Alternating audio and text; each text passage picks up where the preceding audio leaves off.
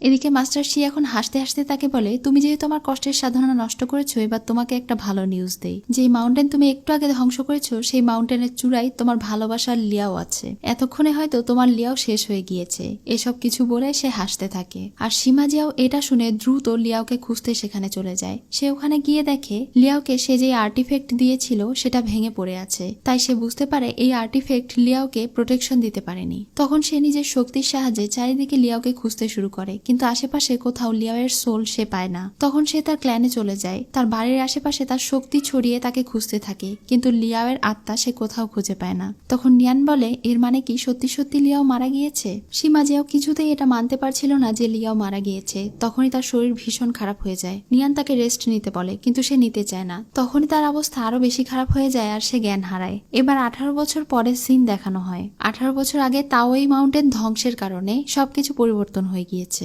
Immortal Demon barrier ভেঙে গিয়েছে, যার কারণে সেই ফাটল দিয়ে প্রতিনিয়তই ডিমনেরা সীমাজিয়াওকে মারার জন্য প্রবেশ করে। কিন্তু নিয়ান এবং লোকেরা এখনো তাদের প্যালেস গার্ড দিয়ে রেখেছে। 18 বছর থেকে সীমাজিয়াও গভীর নিদ্রায় শায়িত হয়ে আছে। লিয়াওয়ের মৃত্যুর খবর শুনে এবং তার ভেতরে থাকা স্পিরিট ফায়ারের কোনো একটা ঝামেলার কারণে সেই গভীর নিদ্রায় চলে গিয়েছে। সবাই আশা করছিল সে যেন দ্রুতই জেগে ওঠে, নয়তো তারা হয়তো আর বেশি দিন এই প্যালেসটাকে ঠিক রাখতে পারবে না। সীমাজিয়াওয়ের ভেতরে এখনো সে লিয়াওকে মনে করছিল, আর সে মনে মনে ভাবছিল লিয়াও এখনো বেঁচে আছে। লিয়াওকে তার খুঁজে বের করতেই হবে। এটা ভেবেই তার একটা আঙ্গুল নড়ে ওঠে। এদিকে মাস্টার ইউয়ানের নেতৃত্বে তারা সবাই গ্র্যান্ড মাস্টারকে প্রোটেকশন দিতে প্রস্তুত ছিল, কারণ ডিমন ক্ল্যানের সবাই আবার এই প্যালেসে অ্যাটাক করার জন্য চলে এসেছিল। তারা সবাই তাদেরকে অ্যাটাক করবে, ঠিক তখনই হঠাৎ আকাশ থেকে আগুনের ফুলকি পড়তে থাকে। তাদের মধ্যে একজন পুড়ে যায়। তখনই সেখানে গ্র্যান্ড মাস্টার চলে আসে, অর্থাৎ সীমাজিয়াও জেগে উঠেছে। তার এক ইশারাতেই সেখানে থাকা সমস্ত ডিমন মারা যায়। গ্র্যান্ড মাস্টারকে এতদিন পরে দেখে তো নিয়ানের চোখে পানি চলে আসে আর সে কান্না করে ফেলে। গ্র্যান্ডমাস্টার তাকে জিজ্ঞাসা করে, লিয়াওকে খুঁজে পেয়েছো?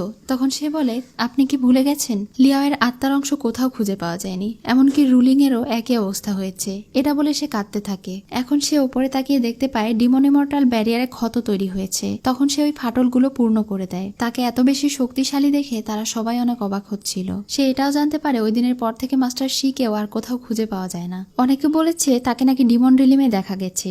এটা শুনে সে ওইদিকেই যেতে থাকে। এদিকে ডিমন রিলিমে দেখতে পাই মিংলি এখনো সেই শয়তানকে জাগানোর চেষ্টা করছে।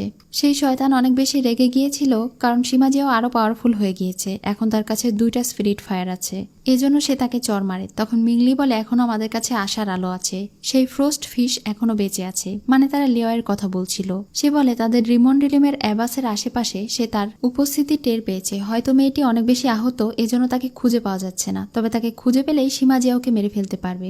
এটা শুনে শয়তানি শক্তি খুশি হয়ে যায় আর তাকে একটা ওয়েপন দেয়, যেটার মাধ্যমে সে ওই ফ্রোস্ট ফিশকে পাগল করতে পারবে সীমাজিয়াওকে মেরে ফেলার জন্য। এদিকে ডিমন রিলিমের ক্রেন শহরকে দেখানো হয়। সেখানে একজন খাবার টেবিল সাফ করছিল আর মাস্টার শিকে খাবার খেতে দিচ্ছিল। সে মাস্টার শিকে বাবা বলে ডাকছিল, আর এটা আর কেউ নয় বরং লিয়াও ছিল। এখানে আজকের এপিসোড শেষ হয়ে যায়। সো তোমাদের এই ভিডিও যদি ভালো লেগে থাকে আর এমনই আরো ভিডিও দেখতে চাও, তাহলে আমার ফেসবুক পেজে ফলো, লাইক এবং শেয়ার দিয়ে রেখো।